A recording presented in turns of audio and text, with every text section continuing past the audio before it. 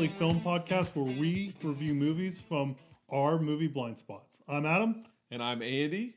And, go yeah, ahead. No. So, I think, last time we talked about The Graduate, and now we're talking about Kicking and Screaming. Not the Will Ferrell Kicking and Screaming. I have to stress that every time I say, hey, have you seen Kicking and Screaming? Everybody's like, oh yeah, the Will Ferrell soccer movie? Yeah, I saw it. It's not Kicking and Screaming Will Ferrell. It's Kicking and Screaming, directed by Noah Baumbach. Lifetime of hard labor. Get down. Why? Get down. It's a cookie man. The guy who goes door to door selling cookies, I saw him earlier in the neighborhood. He is so hard to say no to. Just stay down. I can't handle him. He'll go away soon. How long do we have to stay down here? Go away, cookie man. Cookie man?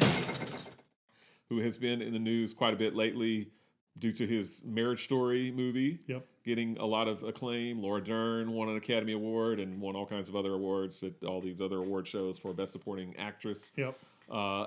You haven't seen Marriage Story yet, is that right? No, I've only seen one Noah Baumbach movie. Okay.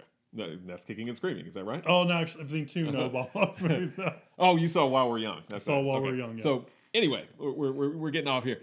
The Graduate is a post-college kind of malaise sort of movie. We wanted to pair it with another movie. We kind of kicked around, should we do another movie with younger man, older woman? Yeah. Should we do more of a coming of age? We finally settled on the post-college malaise. I'll put my phone down so I'm not... We finally settled on the post-college malaise kind of film, which I think Kicking and Screaming definitely falls into that genre. Although, obviously, The Graduate is much more somber. It is a comedy in a very loose sense of the word, but Kicking and Screaming is very much a comedy. Before we dive into it, I will just talk about kind of my personal history with Kicking and Screaming. This is a movie that I was of comparable age to the guys that are in Kicking and Screaming when it originally came out in 1995.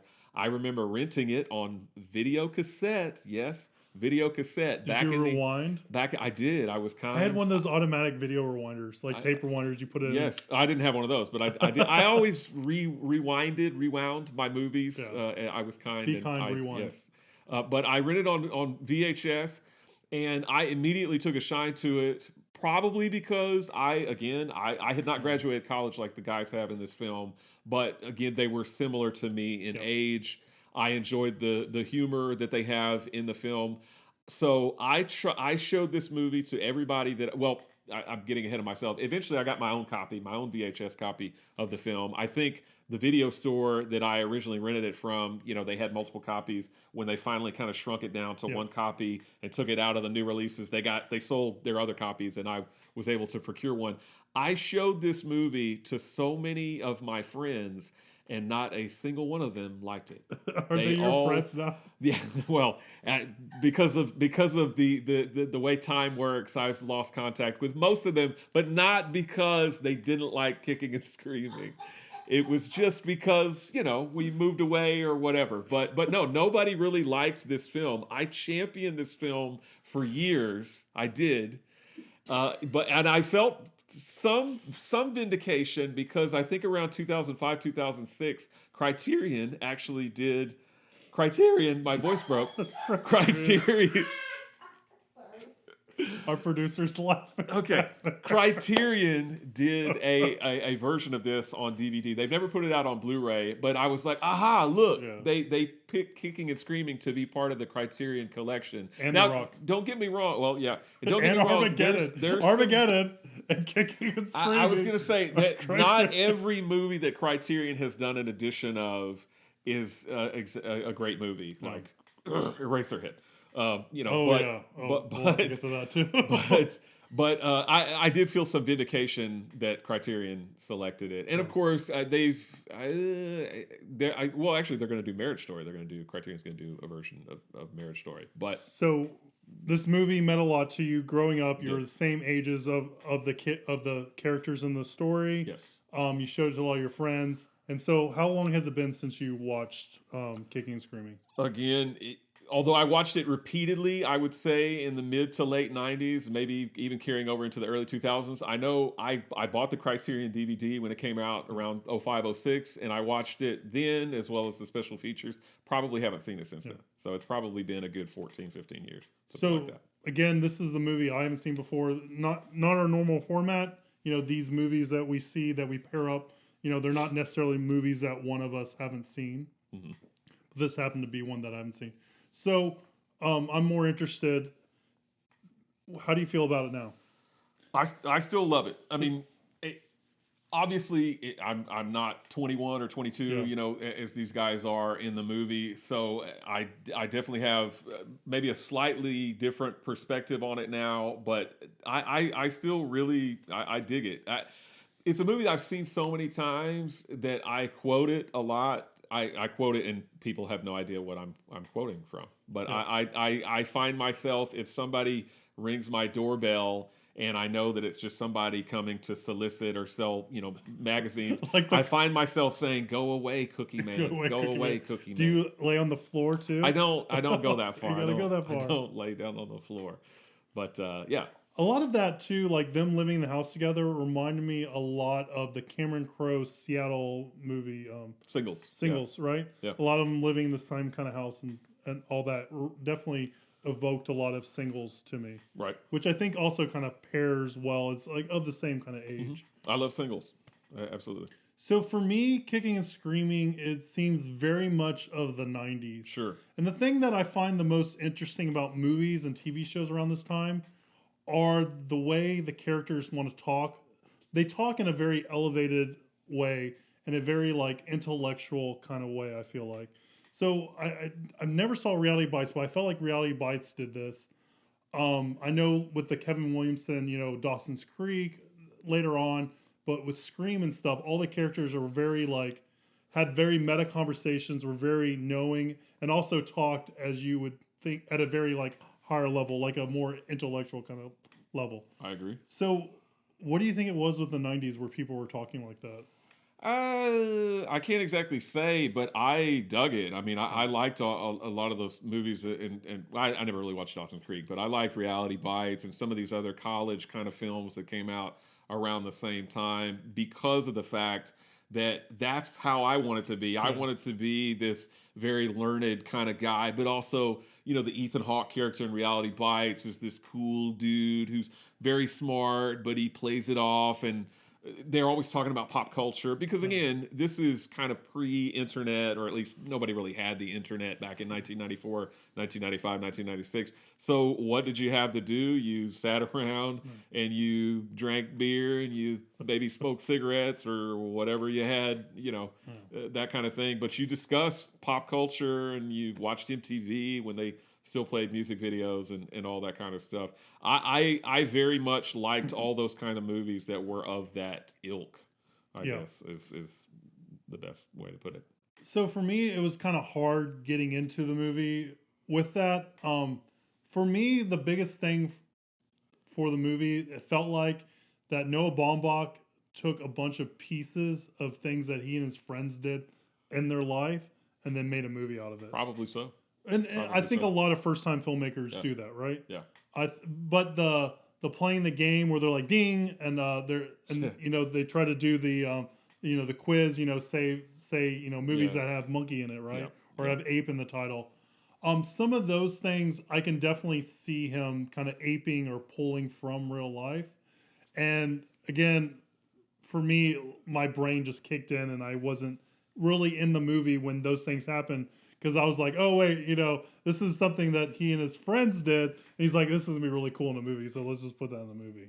Right? Well, I think, I think most people that have seen his films, which I think I've seen everything that he's done, they're all taken from his life. Squid and the Whale is taken from his life. Even Marriage Story, parts of it, the Meyerowitz stories, those kinds of things. I think a lot of his stuff draws from his own life. He was in mid-20s whenever he wrote and directed Kicking and Screaming. He's in the film. I don't know if you spotted him. I did not. He is one of the guys. Is he the creepy exchange student? He is not the Eurotrash exchange when that student guy put his jacket around the girl at the club, that was super, super super creepy. He's not that guy. He was actually, you see him a few times, but the time that you see him where he actually has lines, he and the other guy are discussing, would you rather fuck a cow or lose your mother? Yeah, And they're asking, they're polling everybody. He's one of those guys. Yeah, Okay, yeah. That's him. So with that was so interesting. It's such a random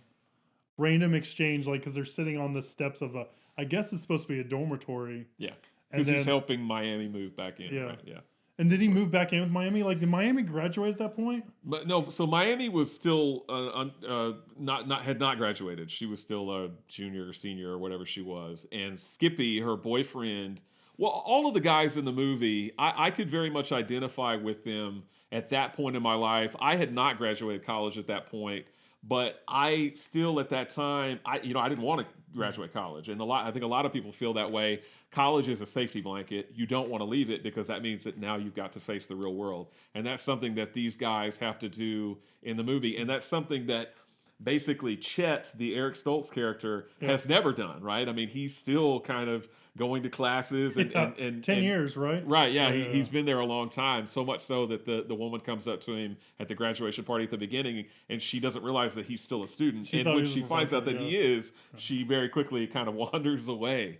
So, yeah, but I loved, again, this movie is an old friend to me, and I've seen it many times, and I've grown up with it for the last 20 years or whatever. So I can definitely see seeing it now and it not being 1995 is kind of jarring. I get that. So I'm gonna need help with some of the character names, but why don't you give us a brief synopsis of the movie, and that way I can kind of.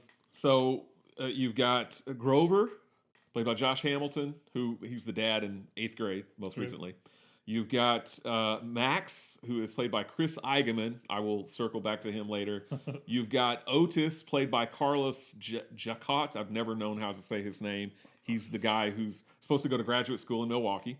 Yeah. You've got Chet, who's played by Eric. Eric Stoltz, honestly, is probably, other than Elliot Gould, is the most recognizable person in the movie. You've got Parker Posey, who plays Skippy's girlfriend, and then Skippy himself, who has hair similar to mine, and it drives Miami crazy.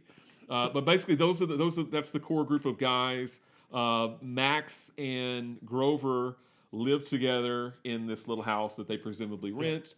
They've all graduated college, so they're all 22 years old or so. Otis is supposed to go to grad school. Chet works at the bar and is basically a lifelong student. Skippy and Miami are an item. Miami's still in college. Skippy wants to kind of go back to college because he doesn't want to leave either. It's basically a movie about these guys' unwillingness to move on with their lives after college and their little erudite kind of group that they have that they want to come up with a name for, whether it be Cougars or Eagles. Hawks or whatever, and they Hawks, play their little trivia games where they dig in. But they just want to hang out, go to the bar, go to the dorm party still, and don't want to move on. They don't want to move on. Pick up freshmen. And pick up freshmen. And of course, the big kind of overarching thing of the story is that Grover's girlfriend has gone to Prague, Czechoslovakia, for the summer for like some kind of writing internship. And he didn't go with her, and he's kind of haunted by the fact that he didn't go with her. And the whole movie kind of cuts back to flashbacks, how they met or their first parts of the relationship. Right. Very 500 Days of Summer. Right. Probably, maybe they borrowed that from the movie. Right. So, I will say Grover seems like a terrible boyfriend at the very beginning, right? Like he slides up to her, but he just seems very like acerbic. Yeah. I mean, maybe that's their relationship. But he seemed like he wasn't in tune with what she was doing. And at that, when they're talking on the bridge, he finds out that she's actually studying abroad. Yeah. Yeah. He So didn't even know it kind before of that. caught him before a loop and stuff like that. Right. And her voicemails to them, it was probably a voicemail back then. I'm trying to remember. Just answering machine, right? Machine. Do we call them voicemails? Yes. I think we did. I did not, but yeah. So her messages left on the answering machine for him were very interesting and kind of talked about her journey. It seemed like the whole time she was kind of pining for him until the very last two when he it seemed like she was really wanting him to come out there and wanting to experience with them. And then finally, like the last two, I think she just kind of caught a clue and realized that it's not going to happen. And then it seemed like she seemed to be enjoying herself out there a little bit more. Yeah, and he's so up in the air about everything, and then when he finally does kind of make a spur of the moment decision to join her in Prague, and he Tries to buy the airplane ticket. effusively kind of vomits on this girl and this poor girl at the airport. It tells this whole story about him and Jane, and then realizes that you got to have a passport, buddy, Yeah. if you're going to go. But you can get it abroad. in one day, apparently. Yeah, It's yeah, another well, thing. yeah, right. She says you can always go tomorrow. I Yeah. don't think that's how it works, No, I don't think it's how but it that's works. okay. I really enjoy the humor in this film. I enjoy. There's a lot of there's things that they say, and then there's things that you hear just in passing as the Yeah. camera goes by. You might hear this person say this or hear this person say that. I really dig the humor in it. I will say I did try and interest my friends in doing the Ding trivia game, and it really never caught on. Oh, man. Probably from the fact that none of them really liked this movie. I will say also, I feel like I'm like a bad friend now That- because I like definitely called that out. No. That's part of the movie I didn't No. like, and you're like, I really wish my friends would. well, do that. I wish they would have done it back in I'm a terrible 1995. friend. I wouldn't do that now. I don't care about it. But I did go to a trivia night one time. So they do the thing where he says name 10 movies or whatever with monkeys in the title. Yeah. And he's going through and he's like Going Ape and Monkey Trouble and all this, and he can't think of any more. So there's a movie called Bob and Carol and Ted and Alice, a late 60s movie, Paul Mazursky.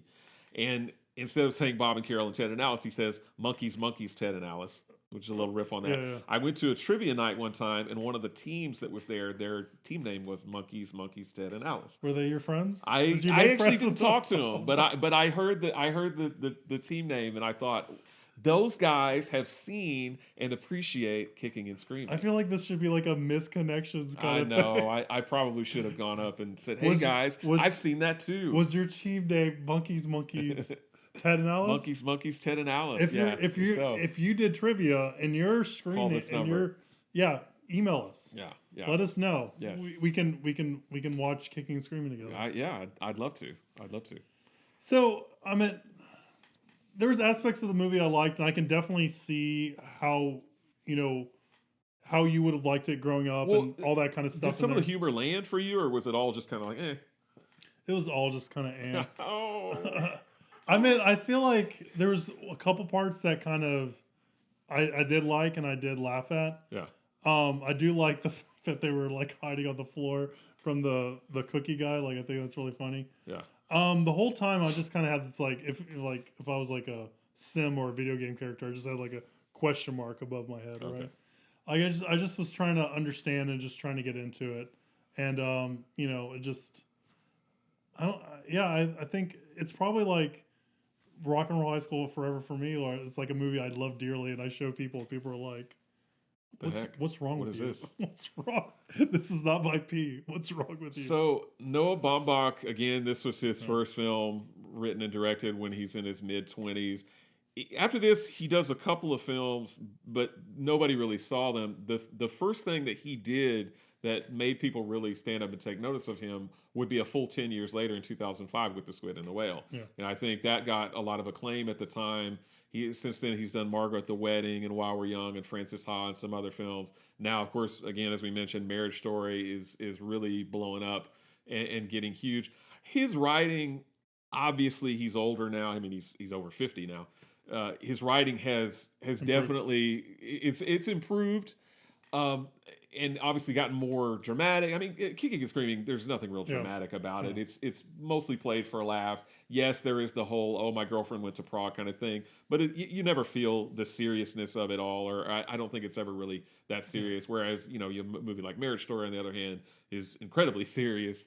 But it also, his movies always have humor in them. I mean, I don't want to say that he's ever strayed from that, but I will say that he definitely, I mean, without a doubt, his writing has improved and gotten more dramatic and well written, I guess. I think for me, the most interesting part of the movie, like I understand like wanting to take some of the things and seeing some of the friend dynamics, which I thought were very cool and obviously very realistic because I felt like he pulled them from real life. Mm-hmm. But I think the more interesting story would have been Grover and Alice, who moved to Prague. Jane. Seeing them fall in love. Like the interesting scenes for me were when he was back at the classroom when she called him on his shit for writing the stories and stuff. Mm-hmm. And again, maybe this is takes it out of this genre movie. So we wouldn't be pairing it with The Graduate. But for me, I think the Grover and Alice stuff and the flashbacks were more interesting than kind of the malaise. And maybe that's the point, right? To show that he kind of had something and now it's just kind of, he's just in a boat with one oar and just kind of going in circles. But for me, I wish there was more to kind of watch of that relationship, because I think that was the more interesting part of the movie than what we saw. So I was going to circle back to the Max character. Max is played by a guy named Chris Eigenmann. And Chris Eigenmann is actually, or was anyway, a staple in Hal Hartley's movie. I'm sorry, not Hal Hartley's movies, Whit Stillman's movies.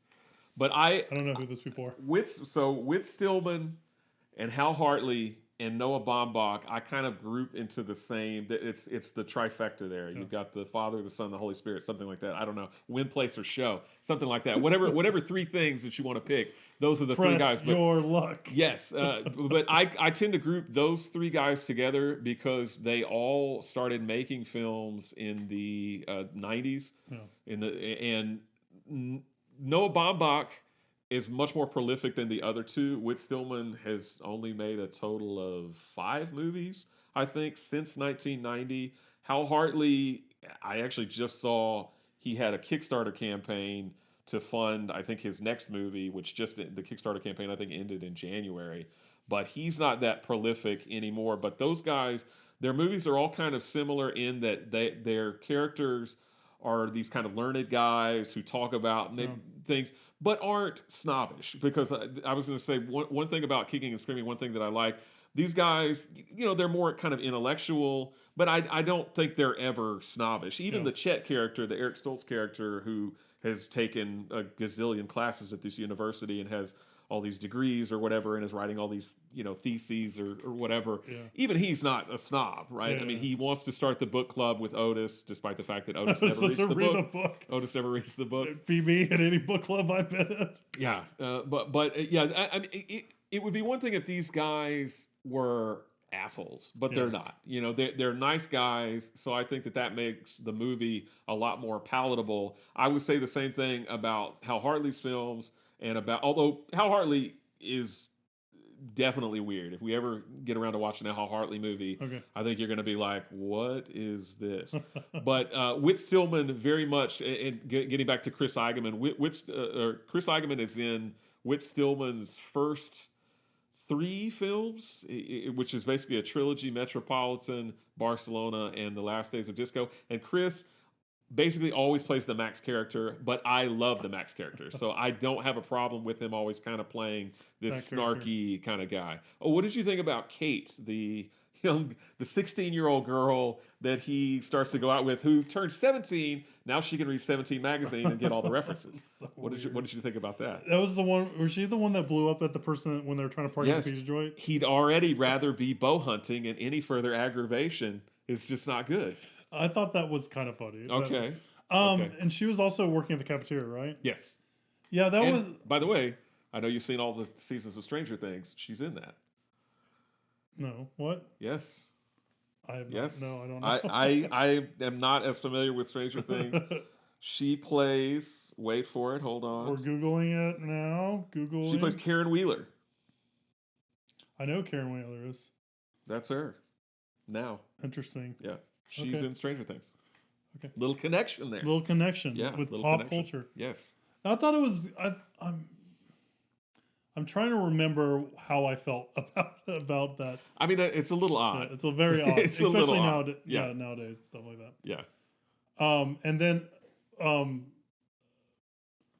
also trying to get his dad's apartment in Greenwich Village. Greenwich Village. Which is very interesting, and that's Elliot Gould, right? Elliot Gould. Yeah. Yeah. Yep. So he makes everything better. I love Elliot Gould. So for me, not my favorite. I do want to see Squid and the Whale. I've heard a lot of really good things about that. I do want to see Marriage Story. Heard a lot of really good things for that. For me, this movie just felt very stuck in the 90s, and it just didn't. There wasn't a lot to speak to me on the characters with this movie. I do remember Leonard Maltin also took a dump on it. In his Leonard Maltin movie and video guide. Well, Leonard Maltin's movie and video guide. Obviously, not all the reviews in that were written by Leonard Maltin himself. Nobody has that much time to write reviews for the book was this thick. Yeah. But whoever was on his staff, and maybe it was him himself, he did not like kicking and screaming. But I don't even know that he watched it. I honestly, I think a lot of the movies that they reviewed, well, maybe not a lot, but at least some of the movies that they reviewed in the movie and video guide, they probably watched about 10 or 15 minutes of, and they were like, nah. This ain't good. For me, I think the movie's very much of its time. Like I said, I would prefer watching singles or reality bites over this over this movie. Have you seen Swingers? Have I seen Swingers? I know I've seen bits of Swingers. I don't know if I've seen all of Swingers. I can't. For me, Swingers, the "You're So Money Baby" got used so much. Was it "You're So Money Baby" and you don't even know it? Your money. It got used so much that I was just like, I'm gonna not like anyone who likes this movie. You know what I mean?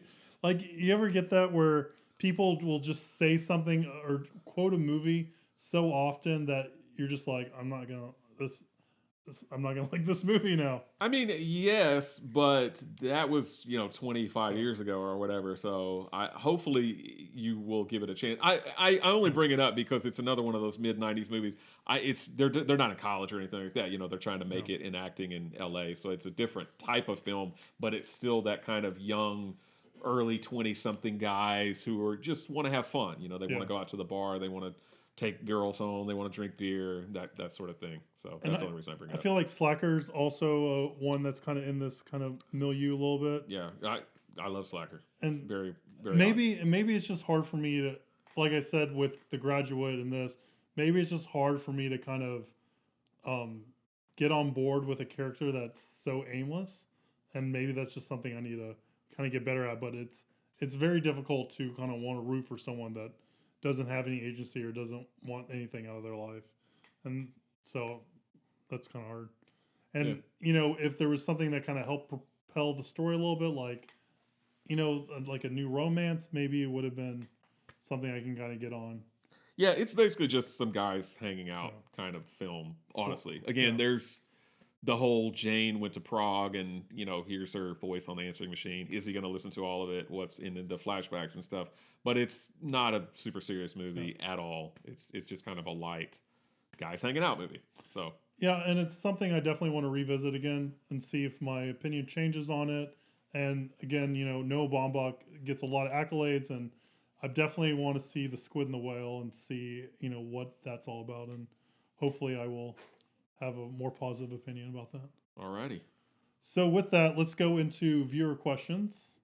And we got one sent in. And the viewer question is, what is, in your opinion, a perfect movie? So, Andy, what's a perfect movie, in your opinion? That is a great question, first of all. And second of all, perfect, when I think of the concept of perfection, it almost doesn't exist to me. My favorite film of all time, I guess I could describe it as perfect, but I don't want to talk about that movie right now. A movie that I would say is, if not perfect, it's damn near close to perfect. A movie that I feel like is efficient. To date, I think it's the only film that I've ever watched. And again, this was in the days of VHS. I watched it. I stopped the tape, I rewound it, and I watched it immediately. Yeah. Immediately after watching it the first time. I don't think I've ever done that. Now, I've definitely seen movies multiple times in the theater or what have you, or multiple times when I rented them. But this is the only movie that I did that with, and that is The French Connection from 1971 with Gene Hackman. I love, love, love The French Connection. It's so great. It's so well edited. It's so exciting. It only clocks in at 90, 95 minutes, 100 minutes, maybe tops, but it just flows by effortlessly. I love Gene Hackman. I love Roy Scheider. I love the story. I love the music. It's just fantastic. Yeah. Great. What about you? So for me, you were talking about how you don't want to pick a movie from your top films as a perfect movie. And then I was like, man. Well, I because I feel like at some point we'll probably cover those in an episode or something. So, but for me, movies that I feel are perfect end up bubbling up to the top of my list, right?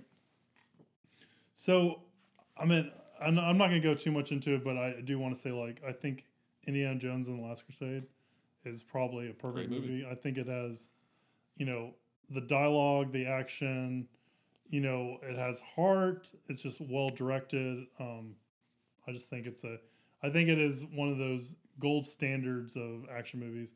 I know a lot of people will probably go towards Raiders as being the best of the Indiana Jones movies. Yeah. But for me, the father and son aspect of it just puts me over the moon. Yeah. And I think I think it's taken everything that Indiana Jones did right with Raiders and everything that they did well and could improve on with Temple of Doom, and Steven Spielberg just knocked it out of the park with that movie. Big Steven Spielberg fan. He has a lot of movies on my top movie list, and this is one of them. And we will talk about this more detail because I would love to spend 40 minutes to an hour gushing on this movie because I think it deserves it. Yeah. All right. Well, thank you so much for tuning in. Please subscribe to our podcast. Shoot us an email at an email. The email address is realshame@gmail.com. And follow us on Instagram. And then next week, we're going to talk about a movie that's on Andy's blind spot that he hasn't seen. And that movie is Lego Batman. And we're really only doing it because we want the SEO with Lego and Batman. So we're thinking that's going to boost up our viewership. So please tune in and hear us talk about it. And I guarantee I will like both movies we're reviewing. Andy, don't know. We'll find out. So subscribe, and we'll see you next time.